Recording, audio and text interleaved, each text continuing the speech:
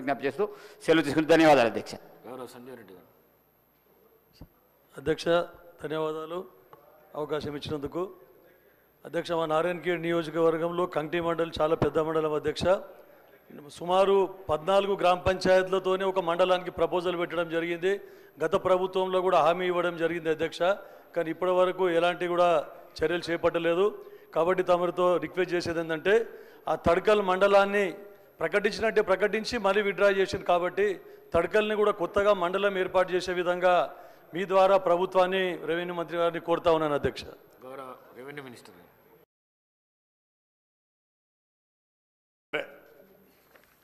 అధ్యక్ష,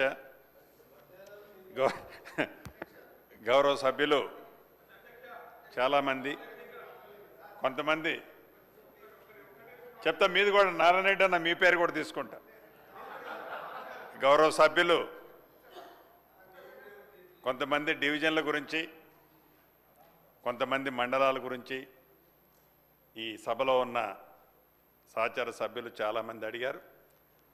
ముందు పల్లా రాజేశ్వరరెడ్డి గారి డివిజన్ గురించి, పల్లా రాజేశ్వరరెడ్డి గారితో పాటు మా సహచర మంత్రివర్యులు బావగారు కోమటిరెడ్డి వెంకటరెడ్డి గారు కూడా దాన్ని ఆదరైజ్ చేశారు.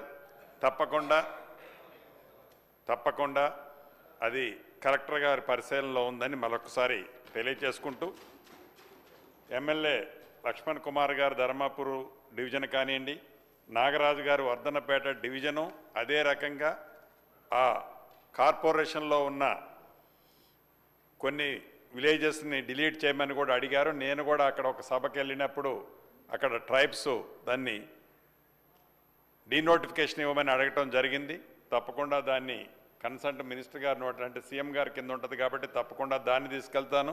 ఈ డివిజన్కి సంబంధించిన సబ్జెక్టు అదే రకంగా మహబాద్కి సంబంధించింది మండలం అడగటం జరిగింది. శాసనసభ్యులు ముదోలుకు సంబంధించిన 3 మండలాల గురించి ఆ శాసనసభ్యులు వారు అడగటం జరిగింది. బౌద్ధకు సంబంధించిన శాసనసభ్యులు రెవెన్యూ డివిజన్ గురించి అడగటం జరిగింది. తాండూరుకు సంబంధించిన శాసనసభ్యులు మండలం గురించి అడగటం జరిగింది. జడ్చర్ల శాసనసభ్యులు డివిజను మరియు కొన్ని మండలాల గురించి అడగటం జరిగింది. వేములవాడకు సంబంధించిన దాంట్లో సీనన్న వచ్చి చెవులో చెప్పిపోయారు, మాకు మన్నెగూడెం మండలం కావాలని, దాని గురించి చెప్పటం జరిగింది. అదే రకంగా ఖానాపురం డివిజన్ కావాలని గౌరవ శాసనసభ్యులు అడగటం జరిగింది. నారాయణఖేడ్ మండలం కావాలని నారాయణఖేడ్ శాసనసభ్యులు అడగటం జరిగింది. అదే రకంగా వేముల వీరేశ్వరన్న కూడా ఆడ నుంచి చేయెత్తుతున్నారు, మాది ఒక మండలం కావాలని అడుగుతున్నారు. ఇంకా సభ్యులు చాలామంది, ఈ సభలో ఉన్న సభ్యులు చాలామంది మండలాలు కావాలని అడగటం జరుగుతుంది. తప్పకుండా ఏవైతే మండలాలు అడుగుతున్నారో వాటిని సంబంధిత అధికారుల దగ్గర నుంచి రిపోర్ట్ తెచ్చుకొని ఫీజిబిలిటీని చూసి, ఫీజిబిలిటీ ఉంటే ఈ ప్రభుత్వం భేషజాలకు పోకుండా అటువంటి మండలాలు కానీ డివిజనల్లు కానీ తప్పకుండా ఇవ్వటం జరుగుద్ది. అదేవిధంగా ప్రధానంగా ఇక్కడ ఒక విషయాన్ని మనం గమనించాల్సి ఉంది. గత ప్రభుత్వంలో 31 మండలాలు 2 డివిజన్స్ ఆనాటి ప్రభుత్వం ఏర్పాటు చేసి ఇప్పటికి నాకు తెలిసి మోర్ దాన్ 2 years వస్తుంది. ఈ 31 డివిజన్లు కానీ 2 రెవెన్యూ డివిజన్లు 31 మండలాలకు ఏవైతే ఇచ్చారో ఇప్పటికీ మనం ఇంకా క్యాడర్ స్ట్రెంత్, ఆనాటి ప్రభుత్వంలో మండలాలు ఇచ్చారు, డివిజన్లు ఇచ్చారు, క్యాడర్ స్ట్రెంత్ ఆనాడు ఇవ్వలే. ఇప్పటికీ మనం ప్రాసెస్లో ఉంది. పూర్తిగాక పేరుకి మండలాలు డివిజన్లు ఇచ్చామే తప్ప ప్రభుత్వ పరంగా ఆనాడు వాటిని ఫుల్ ప్లెడ్జ్లో ఈనాటికి కూడా ఆఫీసులు కానీ టీము కానీ వాటికి లేని మాట ముమ్మాటికి వాస్తవం. గౌరవ సభ్యులు పల్లా రాజేశ్వరరెడ్డి గారు సోదరుడు అడిగినట్లు అది నిజం, నేను కూడా యాక్సెప్ట్ చేస్తున్నాను. ఒక నియోజకవర్గానికి సంబంధించిన 5 మండలాలుంటే 2 మండలాలు 1 డివిజన్లో, 2 మండలాలు 1 డివిజన్లో, 1 మండలం 1 డివిజన్లో ఉంది అని చెప్పారు. గౌరవ సభ్యులకి రాష్ట్ర ప్రజలకు కూడా ఇంకొకటి విన్నవించదలుచుకున్నాను. ఒక డివిజన్లోనే కాదు, అంటే ఒక కాన్స్టిట్యున్సీ 3-4 డివిజన్లోనే కాదు 3-4 జిల్లాల్లో కూడా ఉన్నాయి. ఉదాహరణకి ఇల్లెందు ఉంది, అదే రకంగా ఇల్లెందు 4 జిల్లాల్లో ఉంటుంది. అదే రకంగా పొన్నం ప్రభాకర్ సహచర మంత్రివర్యుల కాన్స్టిట్యున్సీ వచ్చేసి 3 జిల్లాల్లో ఉంటుంది. ఈ రకంగా 1, 2, 3 కాదు, రాష్ట్ర వ్యాప్తంగా అనేక నియోజకవర్గాలు సింగిల్ జిల్లాలో ఎక్కడా లేదు, కనీసం 2 జిల్లాల్లో కూడా లేవు. 3, 4 జిల్లాల్లో రాష్ట్ర వ్యాప్తంగా ఒక్కొక్క నియోజకవర్గం 3, 4 జిల్లాల్లో ఉంది. అదే రకంగా 3, 4 డివిజన్లలో కూడా ఉన్నది ఒక్కొక్క నియోజకవర్గం.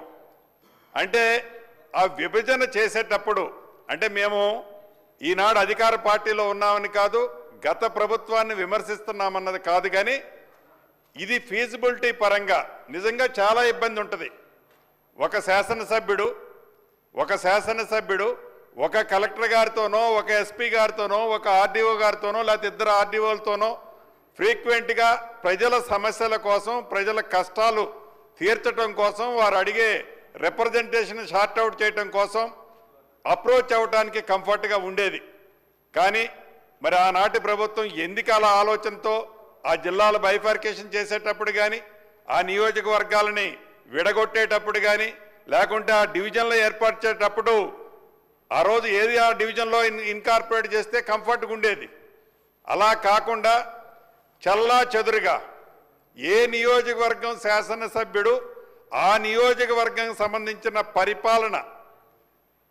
పరిపాలన మీద దృష్టి పెట్టకుండా ఉండే విధంగా స్కాటర్డ్ చేసి, ఆ స్కాటర్డ్ చేయటం వల్ల ఆ శాసనసభ్యులకి ఎంత ఇబ్బంది కలుగుతుందో ఆనాడు ప్రతిపక్షంలో ఉండి ఈనాడు అధికారంలో ఉన్న మాకే కాదు, ఆనాడు అధికారంలో ఉండి ఈనాడు ప్రతిపక్షంలో ఉన్న శాసనసభ్యులకు కూడా చాలా ఇబ్బంది అవుతున్న మాట వాస్తవం. ప్రధాన ప్రతిపక్షమని కానీ ప్రధాన ప్రతిపక్షంతో పాటు మిగతా ప్రతిపక్షాలన్నీ వారు మనస్ఫూర్తిగా దీని మీద ఒకసారి రీథింక్ చేయాలి అనే ఆలోచన ఉంటే గౌరవ ముఖ్యమంత్రి గారితో, అధికార పార్టీలో ఉన్న మా సహచర శాసనసభ్యులతో, మంత్రులతో తప్పకుండా చర్చించి మీకు పాజిటివ్గా దీన్ని మనం ఒక కంక్లూజన్ తీసుకురావాలి. అంటే పరిపాలనా పరంగా ఇది ఇబ్బంది అవుతున్న మాట మీకు కూడా అర్థమైంది కాబట్టి ఆ రోజు జరిగిన పొరపాటుని ఈ ప్రభుత్వం సరిదిద్దడానికి సిద్ధంగా ఉంది. దానికి ఆ ప్రపోజల్స్కి తప్పకుండా మీరు యాక్సెప్ట్ చేస్తే క్యాబినెట్లో డిస్కస్ చేసి దాన్ని తప్పకుండా తీసుకురావటం జరుగుద్దని, గౌరవ శాసనసభ్యులు ఏవైతే అడిగిన వాటన్నిటినీ పాజిటివ్గా ఈ ప్రభుత్వం థింక్ చేస్తుంది. ఫీజిబిలిటీ రావడంతోనే వాటి మీద ఒక నిర్ణయం తీసుకుంటడం జరుగుద్దని గౌరవ అధ్యక్షుల వారి ద్వారా ఈ సభకు తెలియజేస్తూ సెలవు తీసుకుంటున్నాను. Question number 421 Kaleshwaram project 19A package పనులు గౌరవ నీటిపారుదల శాఖ మంత్రి గారు.